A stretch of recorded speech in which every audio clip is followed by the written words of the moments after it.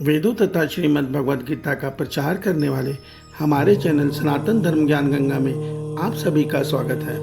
मेरे प्यारे कृष्ण भक्तों, आज हम सनातन धर्म ज्ञान गंगा चैनल में श्रीमद् भगवद गीता से अध्याय 6 के श्लोक 21 को भगवान श्री कृष्ण जी की कृपा से सरल रूप में समझने का प्रयास करते हैं।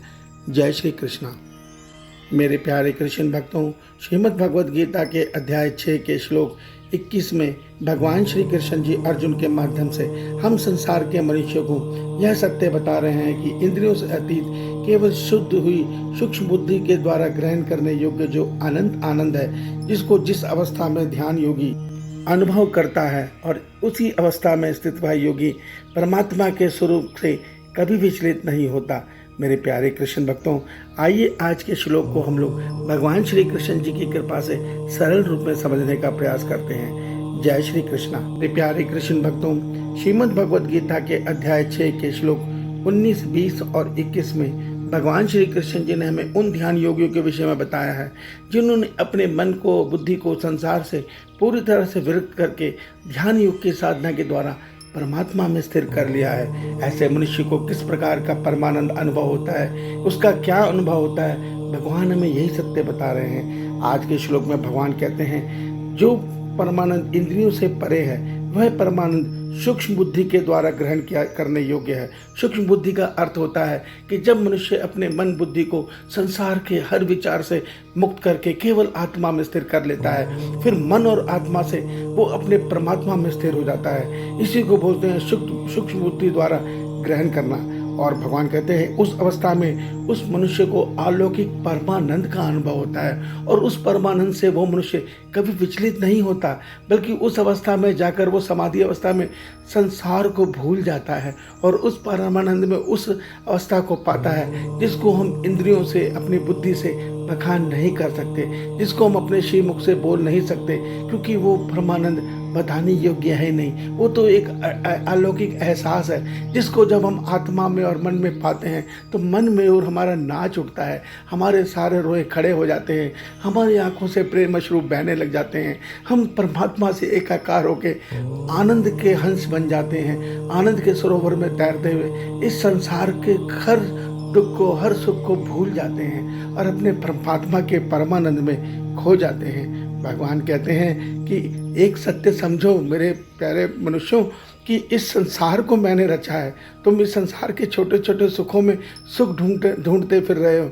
एक बार मेरे से अपने मन को जोड़ के देखो, एक बार अपने मन और आत्मा से मेरे साथ अपना संबंध जोड़ कर तो देखो। तुम्हें सारी दुनिया ना भूल जाए तो मुझे बोलना। मेरे प्यारे कृष्ण भक्तों, इसका उदाहरण आप मीरा माँ को ले लीजिए, वो मन और आत्मा से ईश्वर से जुड़ी हुई थी। इसका उदाहरण सूरदास जी से ले लीजिए, वो मन और आत्मा से परमात्मा से जुड़े हुए थे। इसका उदाहरण आप प्रहलाद जी से ले लीजिए, जो मन और आत्मा से परमात्मा से जुड़े हुए थे। उन्हें संसार का कोई दुख विचलित नहीं कर सकता था। वो तो हंसते हंसते सदैव अपने परमात्मा के आनंद में स्थिर रहते थे।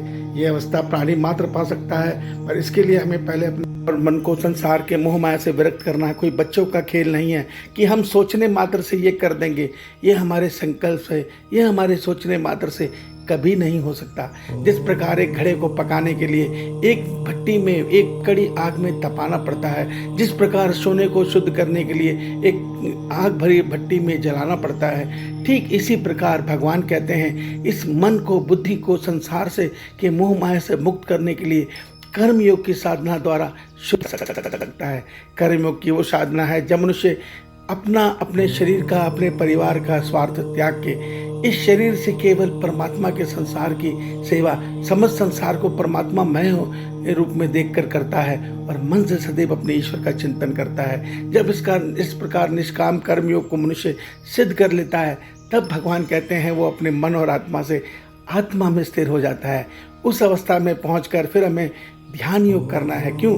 परमात्मा का वास इस संसार में है, इस संसार में नहीं, हमारे भीतर है। वास्तव में परमात्मा तो सृष्टि के कण कण में है, पर चेतन स्वरूप में वो हमारे भीतर ही, हमारे हृदय में वास करते हैं। वहाँ हमें ध्यान योग के माध्यम से अपने मन और बुद्धि के द्वारा एकाग्र करना है। आज के संत कहते हैं, कुछ संत ये कहते हैं कि आत्मा का अनुभव, ब्रह्म अनुभव ही परमात्मा को पा लेना है, मगर भगवान गीता में इसका खंडन करते हैं। कहते हैं वो तो आपने स्वयं को जाना है, वो केवल ब्रह्म है। अब आपको उस ब्रह्म से परब्रह्म को पाना है। परब्रह्म यानी परम पिता परमेश्वर। और जब तक हम उनको नहीं पाएंगे, हमें निष्कर्म सिद्धि अर्थात मोक्ष नहीं मिलेगा। आत्मा को जानना मुक्ति है। तीनों गुणों से मुक्त होकर, बंधन से मुक्त होकर जब आत्मा में स्थिर हो जाते हैं, वो अवस्था मुक्त अवस्था कहलाती है। मगर जब हम मन और आत्मा से ईश्वर से मिलन कर लेते हैं, वो अवस्था मोक्ष अवस्था है। उसी को आध्यात्मिक प्रलय भी बोलते हैं। उस अवस्था को पाने के बाद जब मनुष्य के जीवात्मा पंच तत्व में लीन हो जाती है और मनुष्य अपने आत्मा से परमात्मा में लीन हो जाता है, वही वास्तव में परम पद है, वही वास्तव में सच्चा मोक्ष है। इस सत्य को समझिए। प्राणी मात्र को इसका अधिकार है, मगर प्रयास तो करना ही पड़ेगा यहाँ तक पहुँचने के लिए। ये प्रयास अगले कुछ श्लोकों में हमें भगवान बड़ी गंभीरता से, बड़ी गहराई से समझाने वाले हैं। ध्यान से सुनिए, समझिए और उस ध्यान योग को सिद्ध करने का प्रयास कीजिए। कर्मयोगी बनकर, बिना कर्मयोगी बने हम ध्यान योग नहीं कर सकते। कर्म का भोग ध्यान के विषय में ना सोचे, क्योंकि वो तो संसार के विषय भोगों में खोया हुआ है। वो तो जब भी भगवान की भक्ति करेगा, ध्यान योग करेगा, केवल संसार के सुख मांगेगा, अपने परिवार के सुख मांगेगा, जो मृत्यु के साथ छिन के खत्म हो जाते हैं। इस सत्य को समझिए, इस सत्य को समझिए। ईश्वर आप सबका कल्याण करें। आपका दिन शुभ हो। जय श्री कृष्णा।